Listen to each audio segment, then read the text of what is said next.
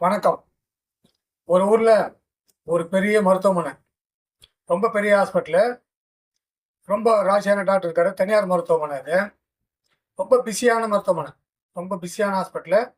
எப்பவுமே ஜனம் வந்துட்டு போயிட்டே இருக்கும். எல்லா வியாதிக்கான பொது மருத்துவமனை அது. எல்லா வியாதிக்காரரும் வருவாங்க. அந்த ஹாஸ்பிட்டல்ல ஒரு யுக்தி என்னன்னாக்கா, வந்த வியாதிக்காரர்கள வந்த நோயாளிகள காக்க வைக்க மாட்டாங்க.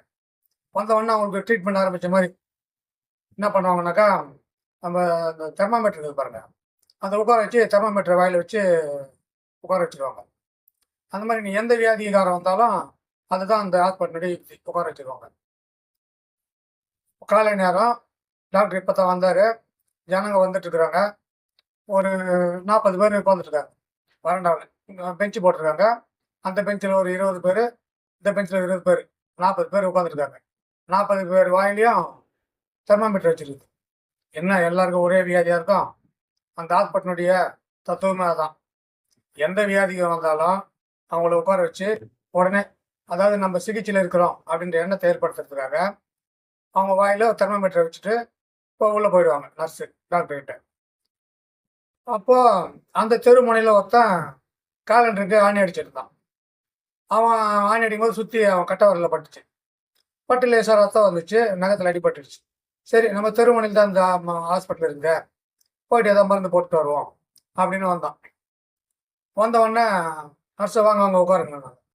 ஒண்ணும் இல்ல நர்ஸு இந்த மாரி ஆணி அடிச்சா, கை இதுவாச்சு, ஏதாவது போட்டு விடுங்க கைக்கு அப்படின்னு சொன்னான். உட்காருங்கன்னு சொல்லிட்டு தெர்மாமீட்டர் எடுத்துட்டு வந்தாங்க. ஒண்ணும் இல்லங்க எனக்கு கையில தான் விரல்ல தான் அடி. மத்தபடி ஒண்ணும் ஜுரம் கிரம்லாம் ஒண்ணும் இல்லங்க. தெர்மாமீட்டர் எதுக்கு? கையில தான் அடிபட்டுருக்குது. ஏதோ மருந்து போட்டு விடுங்க நான் போறேன் அப்படின்னு. இல்ல, இல்ல உட்காருங்க. நீங்க ஏற்கனவே 40 பேர் இருக்காங்க. அவங்க முடிஞ்சு தான் நீங்க பார்க்கணும். நீங்க 41வது ஆளு உட்காருங்க அப்படின்னு உட்கார வச்சு தெர்மாமீட்டர் வாயில வச்சுட்டாங்க. அவன் ஏதோ சொல்ல வரான், சொல்ல முடியல. அவனுடைய வாயில தெர்மாமீட்டர் வச்சிருக்காங்க. அது எடுக்கவும் கூடாது. அப்படியே இருங்கன்னு சொல்லிட்டு அவங்க டாக்டர்ட்ட உள்ள போயிட்டாங்க நர்ஸு. இவன் ரொம்ப யோசனை பண்றான். என்னடா இது கையில தான் அடிபட்டுருக்கு. எல்லார் வாயிலயும் எல்லாரும் ஏதோ சொல்ல த முற்படுறாங்க. எல்லார் வாயிலயும் தெர்மாமீட்டர் வச்சிருக்கு. இவனுக்கு இது என்ன பண்ணலாம் இவங்கள? கையில அடிபட்டு எதுக்கு தெர்மாமீட்டர் வைக்கிறாங்க? ஒரு ஜுரம்னா செக் பண்ணலாம். எவ்வளோ வெப்பநிலை இருக்குது உடம்புல? எத்தன டிகிரி கரண்ட் இருக்குது? அதுக்கு வெப்பநிலை மானி வைப்பாங்க. அதாவது தெர்மாமீட்டர் வைப்பாங்க. நம்மளுக்கு கட்ட விரல்ல சுத்தியில அடிச்சுக்கிட்டோம். லேசா ரத்தம் வந்திருக்கு. ஏதாவது டீச்சர் கீச்சர் போட்டு விட்டாக்கா நம்ம பாட்டுன்னு போயிடலாம். எதுக்கு இவங்க உட்கார வச்சிருக்காங்க அப்படின்னு யோசனை பண்ணி உட்காந்துருக்குறான். அப்போ ஒருத்தன் வந்தான். இன்னொரு விஷயம் என்னன்னாக்கா, ஆம்பளையா இருந்தாக்கா சட்டை கட்டிட்டு உட்காரும். சட்டை கட்டி அக்கல்ல வச்சுட்டு அப்புறமா தான் தெர்மாமீட்டர் வைப்பாங்க. இவனும் சட்டை கழட்டி வச்சிருக்கான். எதுக்கு சட்டை கழட்ட சொல்றாங்க இவங்க? கையில அடிபட்டதுக்கு. அப்படின்னு ரொம்ப கோவமா உட்காந்துட்டு யோசனை பண்ணிட்டு இருக்கான். அந்த நேரத்துல ஒருத்தன் வந்தான். இன்னொருத்தன் வந்தவொடனே நர்ஸ் வந்தான். வந்தவொடனே "சட்டை கழட்டி உட்காருப்பா" அப்படின்னவன். "நீ தான் 42வது ஆளு. நீங்க உட்காருங்க" அப்படின்னு சொல்லிட்டு அவன் வாயில தெர்மாமீட்டர் வச்சு சட்டை கழட்டி அக்கல்ல வைக்க சொல்லிட்டு அவன் வாயில தெர்மாமீட்டர் வச்சுட்டு உட்கார வச்சுட்டான். அவன் கம்முன்னு உட்காந்துட்டு இருக்கிறான். அப்புறம் கொஞ்ச நேரம் பொறுத்து நர்ஸ் வெளிய வந்தாங்க. வெளிய வந்து ஒவ்வொருத்தருக்கு வாயில இருக்கிற தெர்மாமீட்டர் எடுத்துட்டு அவங்களுடைய வெப்பநிலைய குறிச்சுக்கிறாங்க நோட்ல. அவங்கவங்க பேர் எழுதி, வயசு எழுதி, பேரு, வயது, அவங்க வெப்பநிலை. பேரு, வயது, வெப்பநிலை அப்படின்னு ஒவ்வொருத்தருக்கா மொத்தம் நோட் பண்ணிட்டு தெர்மாமீட்டர் எடுத்துட்டு நோட் புக் எடுத்துட்டு உள்ள போயிட்டாங்க. இவன் அந்த தெர்மாமீட்டர் எடுத்த உடனே இவன் கத்த ஆரம்பிச்சுட்டான். எது அந்த ஆணி அடிச்சுக்கிடுவான். 41வது ஆளு. அவன் ரொம்ப ஆவேசமா பேசுறான். பக்கத்துல வந்தவங்கட்ட. என்ன சார் இது நான் ஆணி அடிச்சுட்டு இருக்கிறேன் வந்தவொடனே தெர்மாமீட்டர் வச்சுட்டாங்க. கைக்கு எதுக்குங்க தெர்மாமீட்டர்? கையில அடிபட்டது டிஞ்சிராத்த போடாம பார்த்தாக்கா, இங்க வட்ட இருங்க அவங்கட்ட. அவங்கள உண்டியல நான் விட போறது இல்லைங்க. இது அப்படி இப்படின்னு ரொம்ப ஆவேசமா பேச ஆரம்பிச்சுட்டான். அதுக்கு அந்த 42வது ஆள் சொல்றான், "ஏன்யா கொதிக்கிற? நிதானமா இரு. இந்த ஆண்டு சகிப்புத்தன்மை ஆண்டு. அது அந்த நடந்த வருஷம் உலக சகிப்பு த சகிப்புத்தன்மை ஆண்டு. அந்த ஆண்டு. அந்த சின்ன சொல்றான், "சகிப்புத்தன்மை ஆண்டுயா அது. கொஞ்சம் சகிப்புத்தன்மை வளர்த்துக்க.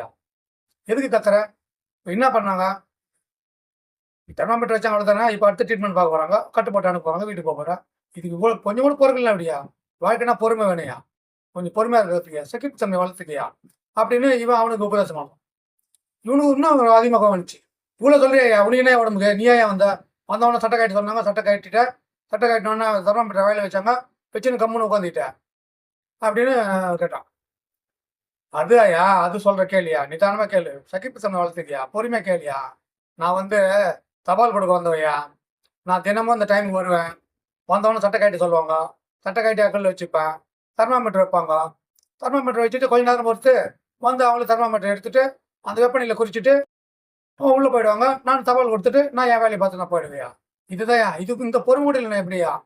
அப்படின்னு இவன் சொல்றான். இவனுக்கு ஆச்சரியமா போச்சு. என்னய்யா இது டெய்லி வருவியா? டெய்லி உட்காருவியா? ஆமாய்யா. சகிப்புத்தன்மை வேணும்யா. மனுஷனுக்கு மனுஷன் ஒரு சகிப்புத்தன்மை இருக்கணும்யா. பொறுக்கணும்யா. பொறுமையா இருக்கணும்யா. அப்படின்னு இவன் அவனுக்கு சொன்னோன்ன, இவனுக்கு ஆச்சரியமா போச்சு. அவன் வந்தவன் தபால் குடுத்துட்டு, அவன் பாட்டுன்னு ரொம்ப சாவகாசமா வெளியேறி போயிட்டான். என்னங்க, இந்த கதை எப்படி இருக்கு? நல்லா இருக்கா? கதை பிடிச்சிருந்தா நண்பர்களுக்கு, உறவினர்களுக்கு ஷேர் பண்ணுங்க. லைக் பண்ணுங்க. கமெண்ட் பண்ணுங்க. புதுசா பார்க்குறவங்க சப்ஸ்கிரைப் பண்ணுங்க. சப்ஸ்கிரைப் பண்ணா தான் நான் டெய்லி போடுற வீடியோ உங்களுக்கு கிடைக்கும். உடனுக்குடன் கிடைக்கிறதுக்கு சப்ஸ்கிரைப் பண்ணிட்டு பாருங்க. தங்களின் பொன்னான நேரத்துக்கு நன்றி. வணக்கம். வாழ்க வளமுடன். நான் உங்கள் புகழேந்தி. மறுபடியும் அடுத்த நல்லதொரு காணொளியில் சந்திக்கலாம். நன்றி. வணக்கம்.